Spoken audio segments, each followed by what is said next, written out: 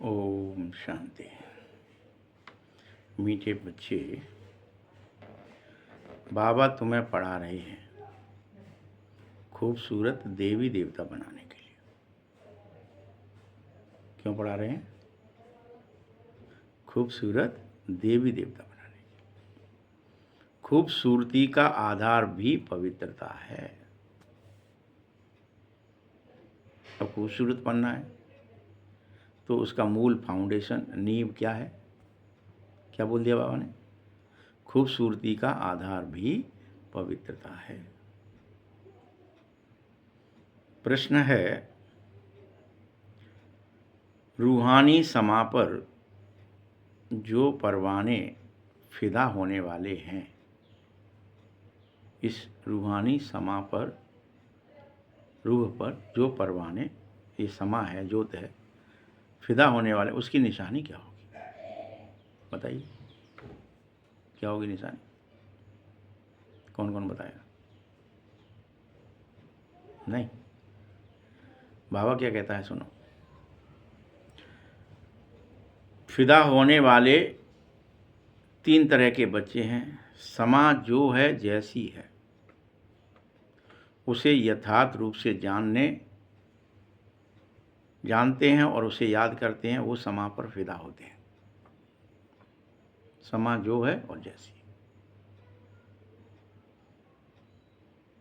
फिदा होने परवाने का क्या और दूसरी निशानी है? फिदा होना माना बाप समान बन जाना, ये भी फिदा होना है। और तीसरा कारण है, फिदा होना माना बाबा से भी ऊंची राजाई का अधिकारी बनना, नारायण स्वरूप बनना, ये बाप से भी ऊंचा।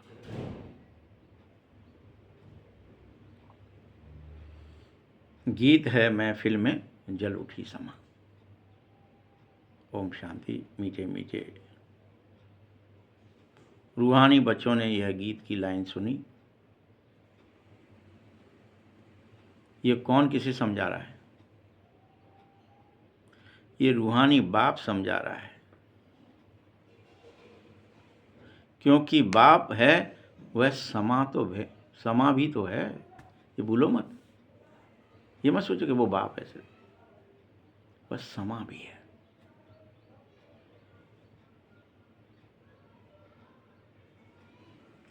बाबा के ढेर नाम है। बाप की स्तुति भी बहुत करी जाती है। यह परमपिता परमात्मा की स्तुति ही तो है महफिल में जल उठी समा। बाप समा बनकर तुम परवानों के लिए ही तो आया है, जिससे तुम मुझ पर फिदा हो सको, कुर्बान जा सको।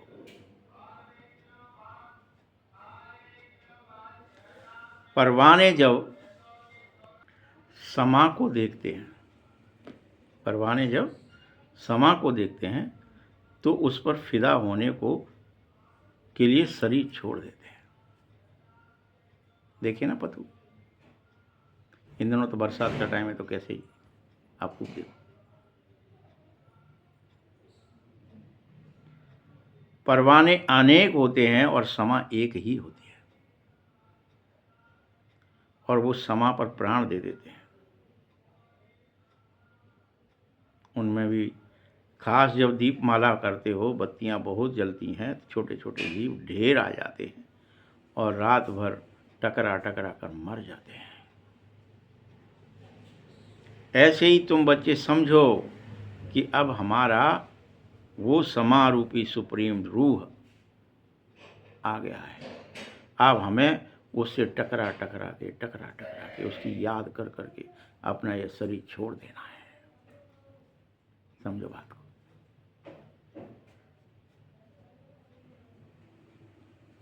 ठीक है। बाबा को हुसैन भी कहा जाता है।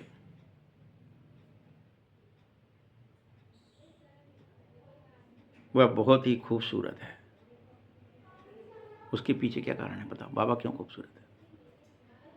क्योंकि वो फॉर एवर पवित्र है, वो कभी अपवित्र नहीं होते, इसलिए वो खूबसूरत है। एवर प्योर कह रहे हैं उसे। तुम्हारी आत्मा तो पवित्र बनती है, फिर उसको शरीर भी पवित्र मिल जाता है, फिर धीरे धीरे शरीर जन्मना मरना के कारण बाद में वह जो नेचुरल सुंदर थी वह धीरे धीरे मिलावटी होती है और फिर पूरी तरह पतित हो जाती है, श्याम बन जाती है। तुम शांति धाम में आत्माएं पवित्र ही रहती हो। जब वापस यहाँ आते हो पाठ बजाने तो तुम्हारी अवस्थाएं चेंज होने लगती हैं। सतो प्रधान से सतो रजो प्रधान, रजो तमो प्रधान चेंज होती है। लेकिन परमात्मा एवर प्योर है।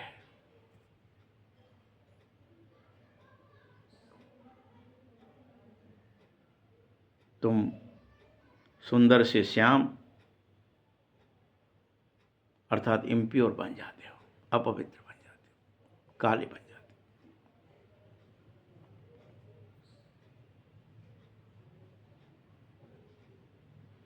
आत्मा जब पवित्र है तो गोल्डन एज कही जाती है।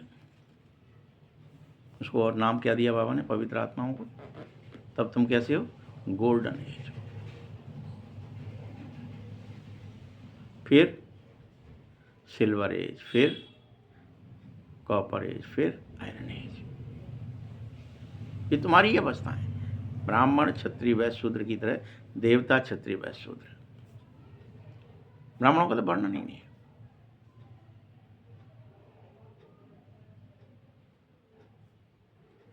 दुनिया पुरानी और नई होती रहती है, वही हसीन परमपिता परमात्मा है जिसको भक्ति मार्ग में तुम बुला रहे थे और गा रहे थे, हे भगवान, हे शिव बाबा। वह निराकार परमपिता परमात्मा के लिए गायन था, वही आ गया है तुम्हें समझाने, आत्माओं को अपवित्र से पवित्र और हसीन बनाने। ऐसे नहीं कि आजकल जो बहुत खूबसूरत है उसकी आत्मा पवित्र हो गई है इसीलिए वो खूबसूरत है। देखते हो ना, कोई हीरो हीरोइन आदि होते हैं या कोई और होते हैं तो वो पवित्र हैं, इसका मतलब है कि मतलब खूबसूरत हैं, इसका मतलब पवित्र है। बाबा क्या कह रहे हैं? आत्मा की पवित्रता की बात कर रहा हूं। पहले आत्मा फिर शरीर। बल शरीर खूबसूरत भी है लेकिन फिर भी आत्मा पतित हो सकती है, बहुत चांस है।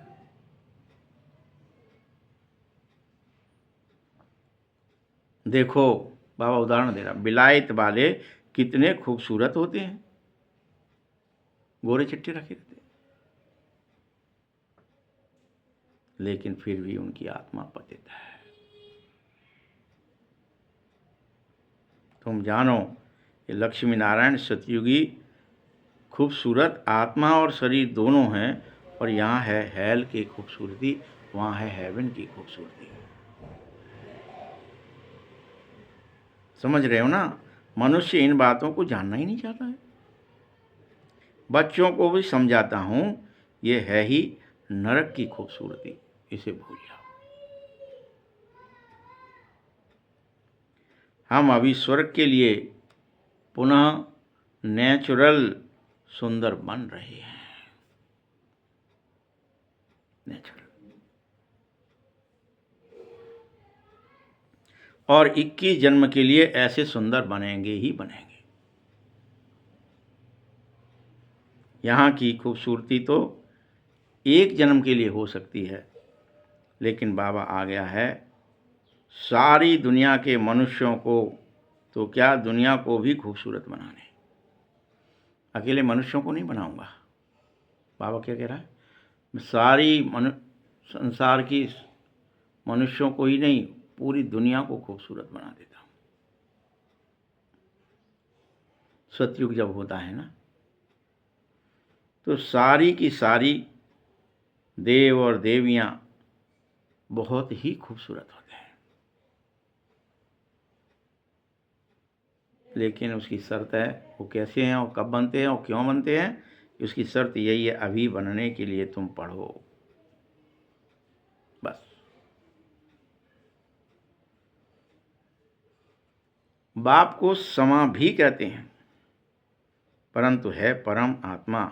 जैसे तुमको आत्मा कहते हैं वैसे उसको परम आत्मा कहते हैं। तुम बच्चे मुझ बाप की महिमा गाते हो ना, तो बाप फिर बच्चों की महिमा गाता है। तुमको ऐसा बनाता हूं जो मेरे से भी तुम्हारा पाठ बहुत ऊंचा हो जाए। मैं जो हूं, जैसा हूं, जैसे मैं पाठ बजा रहा हूं, यह और कोई नहीं जान सकता है। अभी तुम बच्चे जानते हो कैसे हम आत्माएं सब के सब पाठ बजाने के लिए परम धाम से आए हैं। कहाँ से आए हो? पाठ बजाने के लिए परम धाम से आए हो। हम अभी अभी शूद्र कुल में ही थे और अभी अभी हम ब्राह्मण कुल में आ गए हैं। ज्ञान सुना, मुरली सुनी, बाबा की याद आई, बाबा को पहचाना, आप ब्राह्मण कुल में आ गए। पवित्रता की प्रतिज्ञा कर ली।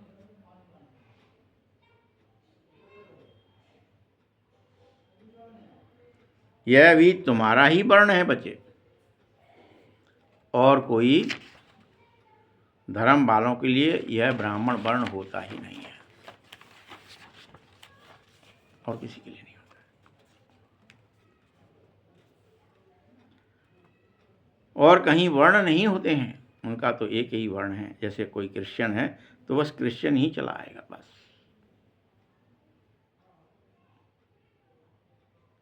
परंतु तुम ये जरूर याद रखना, उसमें भी सतो रजो तमो तो आएगा ही आएगा। कुछ भी स्थिर नहीं है, सब ड्रामा के बंध में बंधे हुए हैं।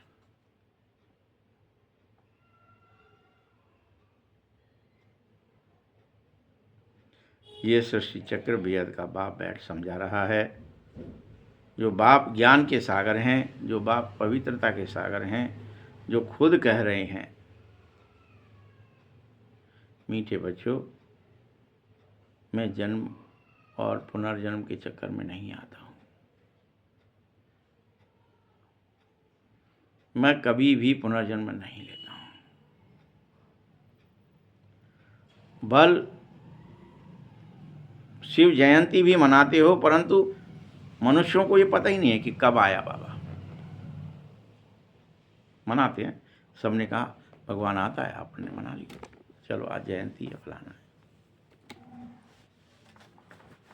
ये जरूरी है।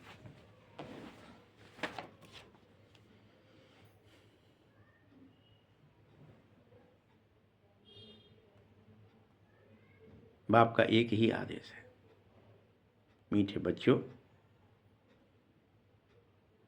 अब आत्माभिमानी बनने के संस्कार डालो।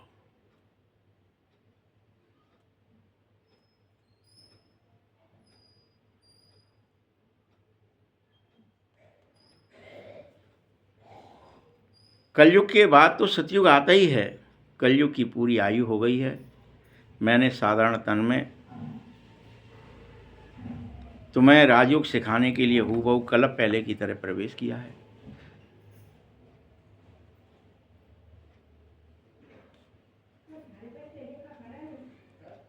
फिर से तुम बच्चों को राजयोग सिखा रहा हूं। योग तो आजकल बहुत हो गए हैं। देखो, बैरिस्ट्री भी योग है, इंजीनियरिंग भी योग है, डॉट डॉट डॉट। बैरिस्ट्री पढ़ने के लिए तुम्हें क्या करना पड़ता है? बैरिस्टर के साथ बुद्धि का योग लगाना पड़ता है। तुम बैरिस्टर बन रहे हो तो पढ़ाने वाला तुम्हें ज़रूर याद आता है। उसको तो आप अपना अलग बाप है, उसका अपना अलग गुरु भी होता है, तो उसको याद करता है वो। तो भी बैरिस्टर के साथ बुद्धि का योग रहता ही है। आत्मा पढ़ती भी है, आत्मा ही शरीर द्वारा सब कुछ बनती है। जज बनोगे तो, बैरिस्टर बनोगे तो, सब हर एक अपनी अपनी एक्टिंग कर रहे हैं। हर एक राजा से रंक तक सब एक्टिंग कर रहे हैं।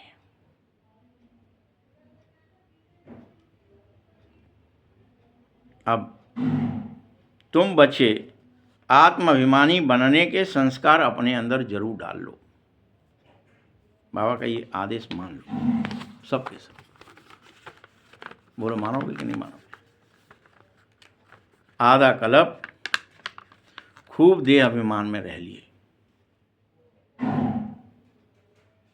अब बाप का ही सख्त आदेश है, देही अभिमानी बनो। आत्मा में ही संपूर्ण पढ़ाई के संस्कार हैं और आत्मा ही मनुष्य से ब्राह्मण, ब्राह्मण से फरिश्ता, फरिश्ता से देवता बनती है।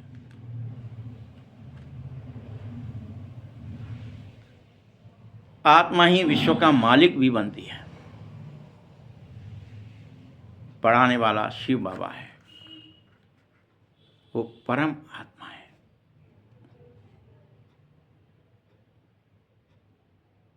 परम आत्मा वही ज्ञान का सागर है, शांति और संपत्ति का भी सागर है।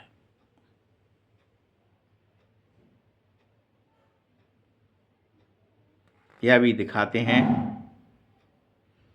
तो यहाँ फिर मनुष्यों ने नाटक में पिक्चर बनाकर क्या दिखाया कि वह एक आदमी है जो समुद्र से बाहर निकलता है और रत्नों की थालियाँ निकाल करके लाता है। लो प्रभु, मैं आपको अर्पित करता हूँ। ये सब तो भक्ति की बातें हैं कि वो आदमी है कि क्या है। बाबा को रेफर करना पड़ रहा है। बाबा समझा रहा है, मीठे बच्चे और विनाशी ज्ञान रत्न हैं ये। इन ज्ञान रत्नों से तुम बहुत ही साहूकार बनोगे, बनोगे ही बनोगे। और फिर हीरे जवाहर भी तुमको बहुत बहुत मिलेंगे, बहुत बहुत। जो एक एक रतन लाखों लाख रुपए का है। तुमको बाप इतना साहूकार बना रहा है।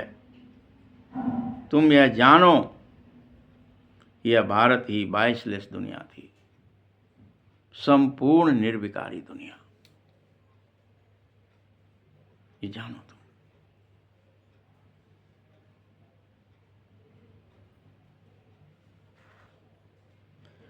ऐसी दुनिया जिसमें पवित्र देव और देवियां रहते थे।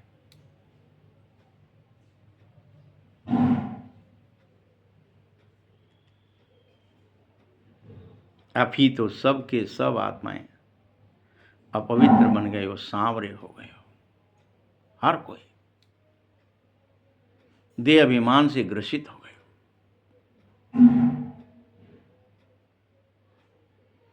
ये आत्माओं और परमात्मा का मेला है बच्चे।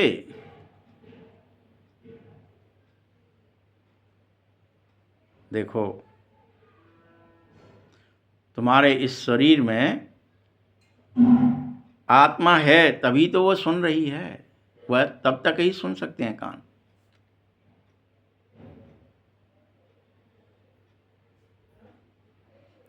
बाबा कहते मैं भी शरीर में आता हूं,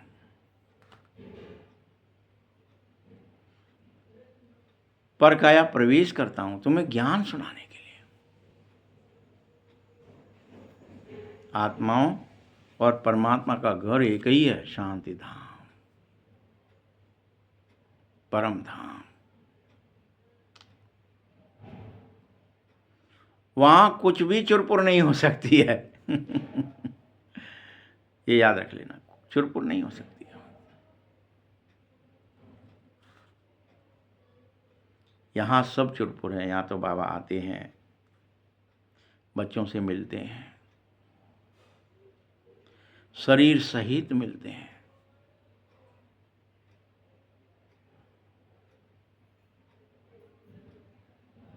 वह तो घर है।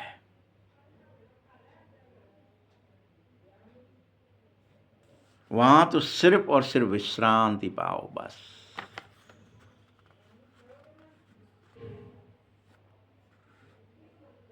अभी अभी तुम बच्चे पुरुषोत्तम संगम युग पर हो, बाकी सारी दुनिया तो कलयुग में है। अभी मैं तुम्हें बैठ समझाता हूं। बाबा कहते, भक्ति में तुमने खर्चा बहुत ही किया, अनेक प्रकार के चित्र बनाए, पत्थर कूटे, बनाते गए मंदिरों पर मंदिर। ये भक्ति के अंदर अनेकों मनुष्यों ने पूरा जीवन लगा दिया उन पत्थरों को कूटने में, उनमें देवताओं की शक्लें बनाने में।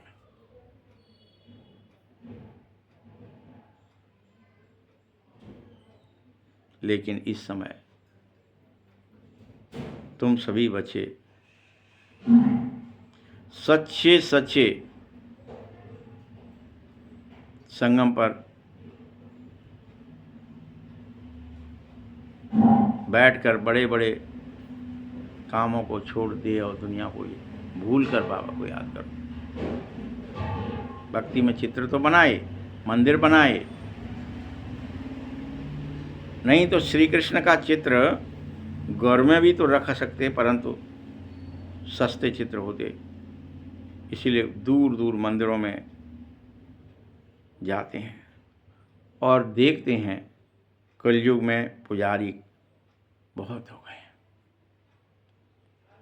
तुम संगम पर हो, पूज्य देवता बन रहे हो। अभी तुम ब्राह्मण बने हो।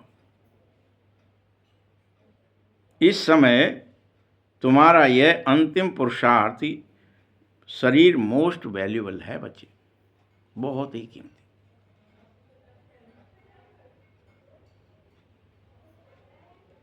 इसमें तुम बहुत कमाई करो, बहुत कमाई। इस समय बेहद के बाप के साथ तुम खाओ पियो, पुकारते भी हो ना उसको। ऐसे नहीं कहते ना कि श्री कृष्ण से खाऊं, नहीं, बाप संग खाऊं।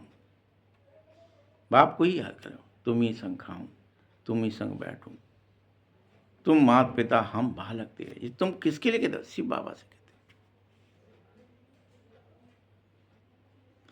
वास्तव में तुम परम पिता की प्रिय संतानें हो, मेरे बालक हो, इसलिए मुझ बाप के साथ खाते हो, खेलते हो, रहते हो।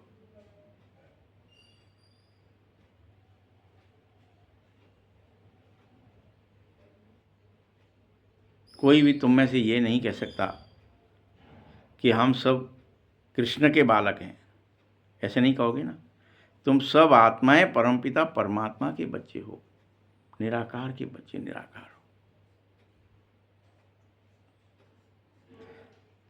आत्मा इस शरीर रूपी ऑर्गन्स द्वारा ही तो कह रही है, आप आओगे तो हम आपके साथ खेलेंगे, आपके साथ खाएंगे, हम आपके साथ ही सब कुछ करेंगे। प्रभु आप आ जाओ, हे ईश्वर, हे भगवान, आप आ जाओ।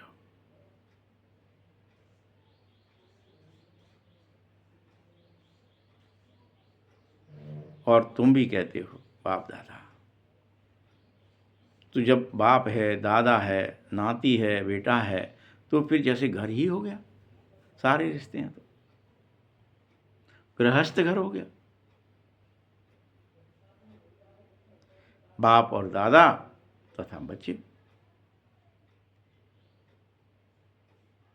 यह ब्रह्मा बेहद का रचयिता है। जब बाप इसमें प्रवेश करता है तो इसको एडॉप्ट भी करता है, और एडॉप्ट करने के बाद इसी को कहता है तुम मेरे हो। यही मुख वंशावली है बस।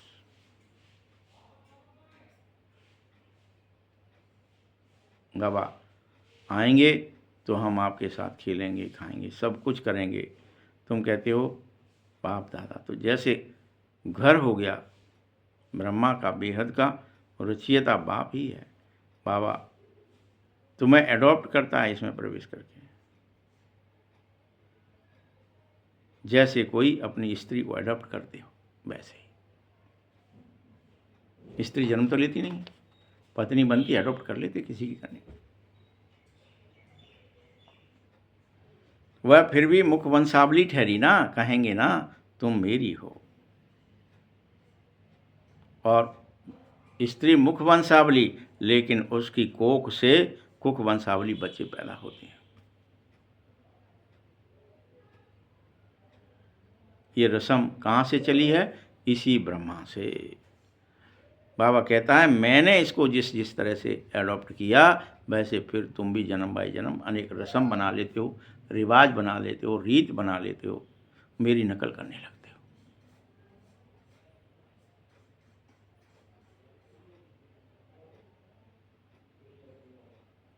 मैं इसके द्वारा तुमको एडॉप्ट कर रहा हूं, तुम रियल में मेरे बेटे हो। परंतु अभी यह मेला है बच्चों, और ये खुद भी इस मेले में एक पुरुष बन के बैठा है। तुम बच्चों की संभाल के लिए फिर सरस्वती को अडॉप्ट भी किया गया है। इस तरह से माता पिता की टाइटल दिखानी जो पड़ती है, और उनको ब्रह्मा और सरस्वती को ये टाइटल मिल भी जाती है। जैसे सरस्वती नदी, तो यह नदी माता का ही हुई है ना, बाबा सागर है और ये नदी है, वो समुद्र है और ये बाबा समुद्र है और तुम सब नदियाँ हो। यह भी सागर से निकली हुई है। देखो ब्रह्मपुत्रा भी नदी है, ना कि समुद्र। सागर पर तो जब ब्रह्मपुत्रा नदी का और सागर का मिलन होता है, वहाँ देखो गंगा सागर के नाम से आज भी कितना बड़ा मेला लगता है। ऐसा मेला और कहीं लग न सके, वह है नदियों का मेला। लेकिन ये हटा देना बुद्धि से, कुछ और है। वास्तव में यह आत्माओं का परमात्मा के साथ मेला है। वह भी जब शरीर में आते तभी तो मेला लगाते। बाबा कह रहा है भैया मैं तो हुसैन हूं।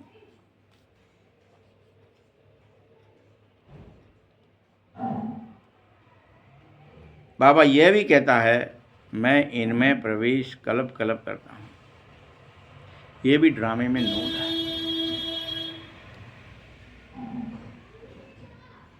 तुम बच्चों की बुद्धि में सारे सृष्टि का चक्र होना ही चाहिए। ऐसा चक्र जिसकी आयु कितनी है? 5000 वर्ष। ये चक्र है, 5000 वर्ष का एक चक्र लगता है पूरा। सतयुग, त्रेता, द्वापर, कलयुग, संगम युग, फिर सतयुग, त्रेता, द्वापर, एक चक्र हो गया।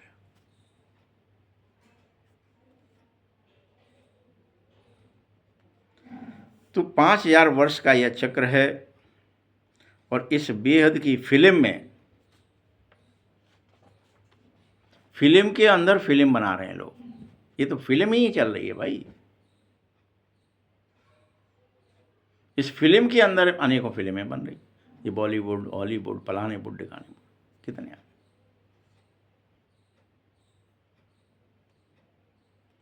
जो जो बीत गया है, जो प्रेजेंट होगा और जो फ्यूचर बनेगा, उसको फिर पास्ट भी कहा जाएगा।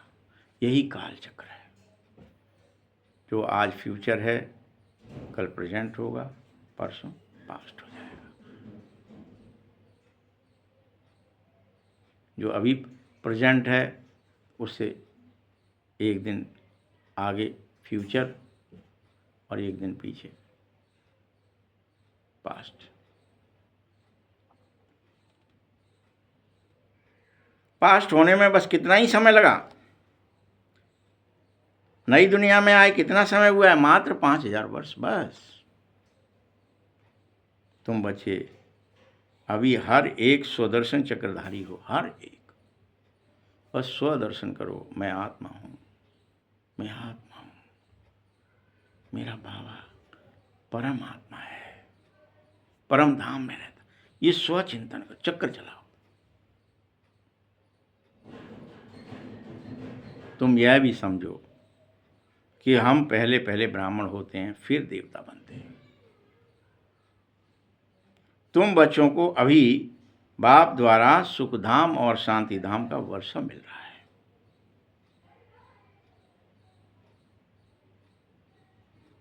बाबा आकर के 3 धर्म इकट्ठे स्थापित कर देता है, बाकी सबका विनाश कर देता, खल्लास।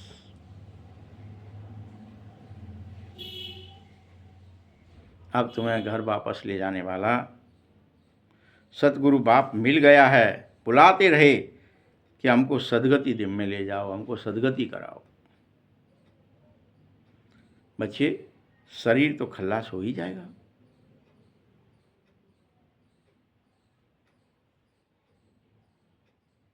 इस शरीर को खल्लास कराओ, ऐसी युक्ति बताओ जो हम शरीर छोड़ करके धीरे धीरे शांति धाम चले जाएं।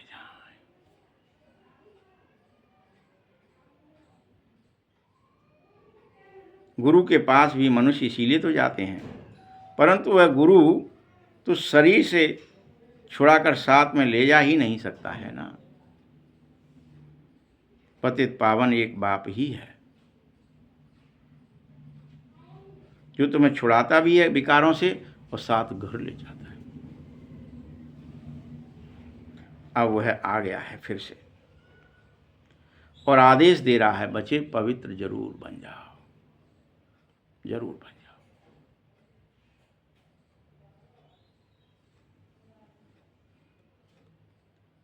मुझ बाप को ही कालों का काल महाकाल कहा जाता है।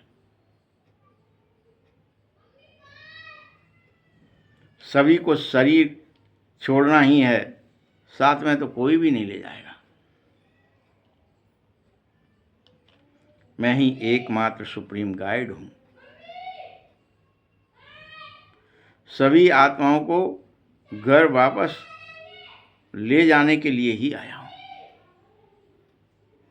घर चलो, सबको आदेश दे रहा हूं, ये शरीर छीछी हो गया है, इसे छोड़ो, इसके बंधनों को तोड़ो। जाति का बंधन, धर्म का बंधन, कर्म का बंधन, पद का बंधन, प्रतिष्ठा का बंधन।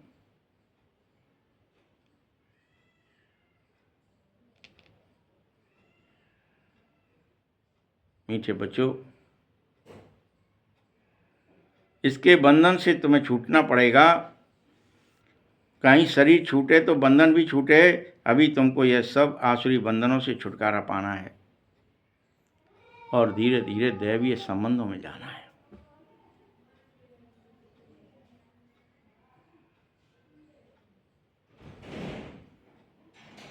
ठीक है, तुम जानते हो हम सुखधाम में जाएंगे बाया शांति धाम।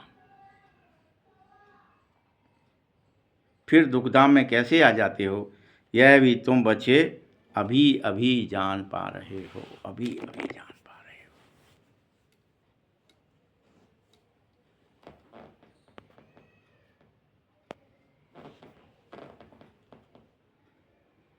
बाबा आया है पुनः तुम्हें श्याम से सुंदर बनाने, और कह रहा है, मीठे बच्चों, मैं तुम्हारा ओबीडिएंट सच्चा पिता हूं।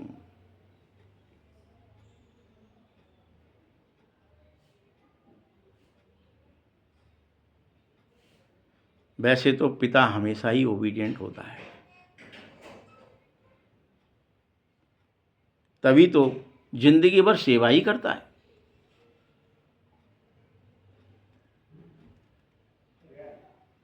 खर्चा कर, पढ़ा कर, फिर सब धन दौलत बच्चों को देकर अनेक ऐसे बाप इस जगत में भी हुए हैं जो खुद जाकर साधुओं के सत्संग करने लगते और सारा धन माल बच्चों को दे जाते, स्थूल में भी, इस जगत में भी। वह तो लौकिक पिताएं शरीर के हैं, तब यह स्थिति है। तुम्हारा मन का पिता क्या ही करता है?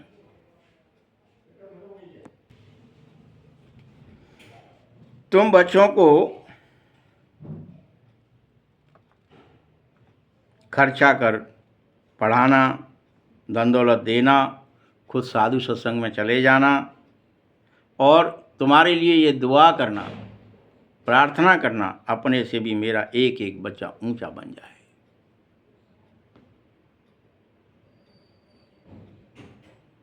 ये बाप ही कहता है, मीठे बच्चों, मैं सिर्फ परमधाम का मालिक और तुम डबल मालिक बनते हो। मैं तुम्हें डबल बनाता हूँ, परमधाम के भी मालिक और इस संसार के भी मालिक।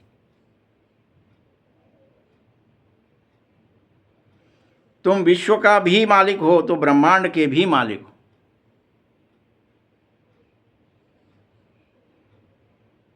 और तुम्हारी पूजा भी दो तरह से अलग अलग होती है। मेरी तरह निराकार के रूप में, शालिग्राम के रूप में होती है, और शरीर के रूप में लक्ष्मी नारायण आदि अनेक देवी देवताओं के रूप में होती है।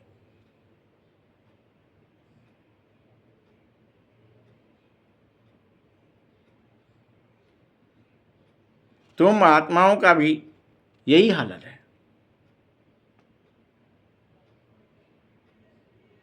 समझ गए ना बात को? डबल पूजा है।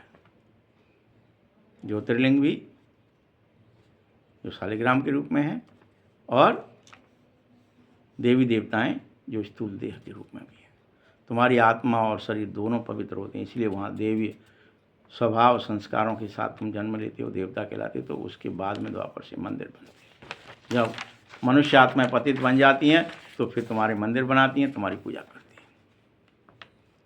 बाबा की भी पूजा करती हैं, लेकिन बाबा की पूजा हमेशा ज्योतिर्लिंग शिव के रूप में ही होती है। तुम्हारी डबल होती है, ज्योतिर्लिंग के रूप में भी होती है और स्थूल शरीर के रूप में भी होती है। मैं राजा तो बनता नहीं हूं। देखो, मैं तुम बच्चों की कितनी सेवा करता हूं।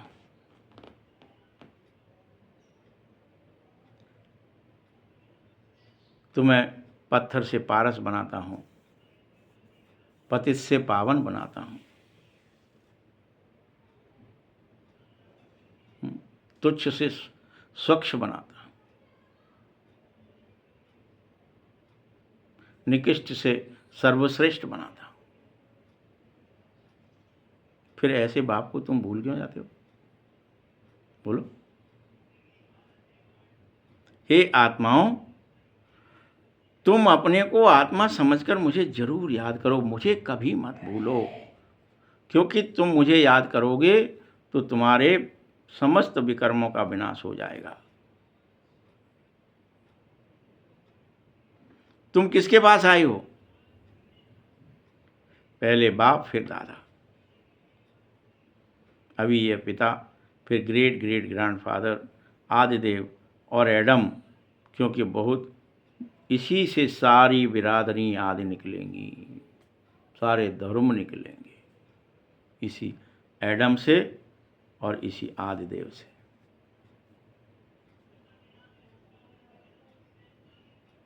Great great grandfathers. हर बात में तुमको बहुत ऊंचा बनना ही है, ऐसा बाबा मिला है। फिर उसको तुम भला क्यों ही भूल रहे हो? चलो मान लिया तुम भूल गए, लेकिन क्या हुआ तुम्हें पता है? तुम मुझे भूलेंगे तो फिर पवित्र कैसे बनेंगे?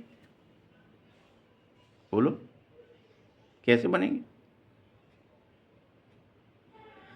बाबा पवित्र बनने की ही तो युक्ति बता रहे हैं। इस याद से तुम्हारी सारी खाद निकल जाएंगी। बाबा बार बार कह रहा है, मीठे मीठे लाडले बच्चे, तू हर हालत में इस देह अभिमान को छोड़ दे और आत्माभिमानी बन जा। ये बार बार समझाता है, हर बच्चे को समझाता है।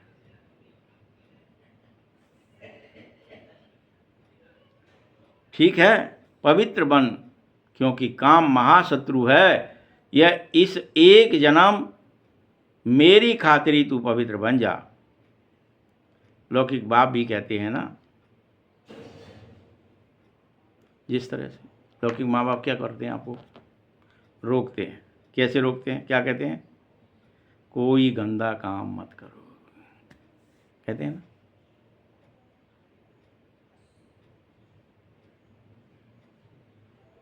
मेरी दाढ़ी की लाज रखो, सफ़ेदी आ गई मेरी, उसकी लाज बचा लो।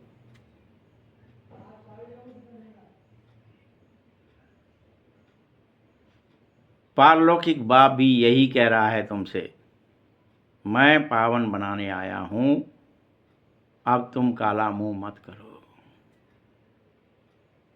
क्या कह रहा है बाबा?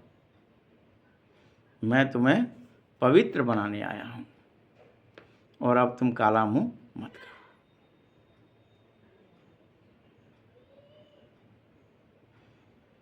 नहीं तो इज्जत गंवाओगे, अपनी भी और मेरी भी।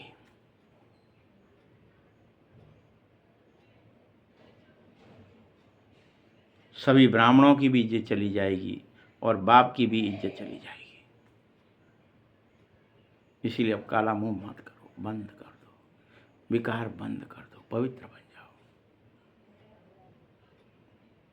कई बच्चे फिर भी लिख देते हैं, बाबा मैं तो गिर गया,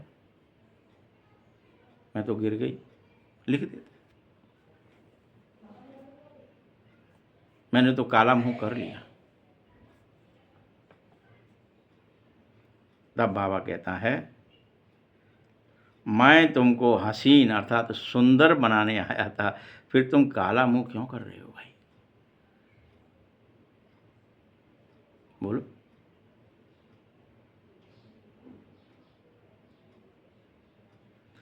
तुम बच्चों को सदा हसीन बनने का ही पुरुषार्थ करना है, काला मुंह करने का नहीं। ठीक है?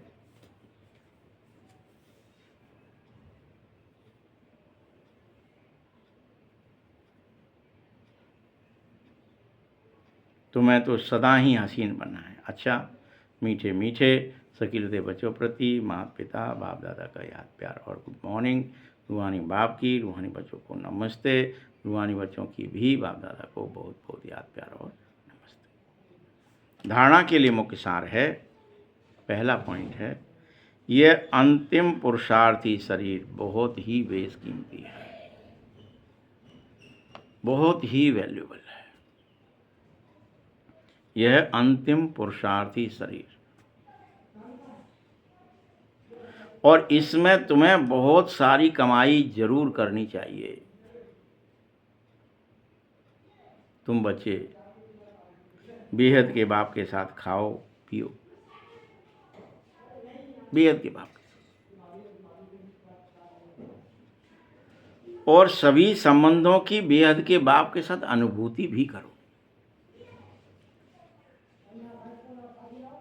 समझ रहे हो बात?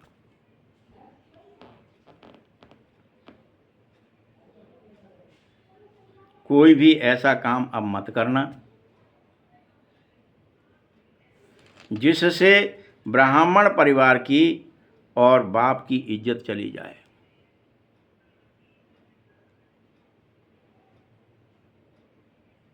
तुम पूरी तरह आत्माभिमानी बनना, पूरा ही पवित्र बनना। ये नहीं थोड़े से बन गए बहुत है, पूरा परम पवित्र।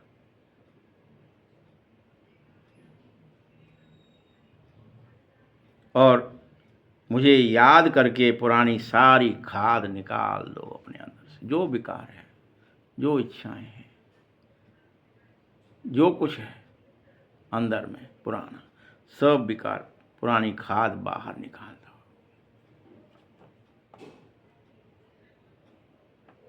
वरदान है, सुनने के साथ साथ तुम स्वरूप बनकर मन के मनोरंजन द्वारा सदा शक्तिशाली आत्मा भव। क्या वरदान दिया भगवान ने आज हम सबको? सुनने के साथ साथ स्वरूप बनो। ऐसे नहीं कि सिर्फ सुन लिया ज्ञान, सुनने से काम नहीं चलेगा। स्वरूप बनो और मनोरंजन द्वारा सदा शक्तिशाली, मन के मनोरंजन द्वारा शक्तिशाली आत्मा भव। ये वरदान भगवान हमें देता है। तुम सब बच्चे रोज मन में स्वयं के प्रति और सर्व के प्रति उमंग उत्साह का संकल्प जरूर लाओ। स्वयं भी उसी संकल्प व स्वरूप में स्थित हो जाओ और दूसरों की भी सेवा में लग जाओ, तो अपनी जीवन भी सदा सदा के लिए उत्साह वाली हो जाएगी और दूसरों को भी उत्साह दिलाने वाले तुम जरूर बन जाओगे। जैसे मनोरंजन प्रोग्राम होता है ना, ऐसे ही रोज मन के मनोरंजन का प्रोग्राम तुम्हें रोज बनाना चाहिए। कोई मनोरंजन के प्रोग्राम होते वहाँ जाते हो ना मनोरंजन करने, वैसे तुम्हें मन के मनोरंजन का प्रोग्राम रोज बनाना चाहिए। मन को कैसे? अति प्रसन्न करो, इसमें रंचिक मात्र भी रंज न रहे। जो सुनते हो उसी का स्वरूप बनो, तो अवश्य शक्तिशाली बन जाओगे। स्लोगन है, दूसरों को बदलने से पहले स्वयं को जरूर बदल लो। यह बहुत बड़ी समझदारी है। दूसरों की पड़ी रहती है, दूसरों को बदलने से पहले कि चलो उनको बदलेंगे, पहले स्वयं को जरूर बदल लो। ये बहुत बड़ी समझदारी है। ओम शांति।